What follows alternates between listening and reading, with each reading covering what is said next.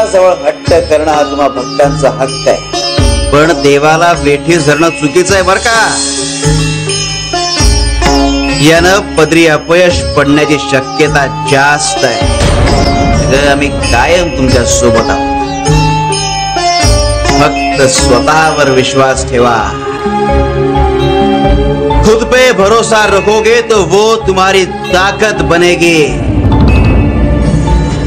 और दूसरों के भरोसे रहोगे तो अंदर से कमजोर बनोगे. तुझा हट्ट आईला भेटण्याचा आणि आईचा हट्ट तुला भेटण्याचा. नियतीच्या कामात ढवळाढवळ करायची. अरे भेटण्याची वेळ जर अलीकडे खेचायची असेल तर त्याची किंमतही मोजावीच लागणार. संभाळ. शिवशंकर शंभो.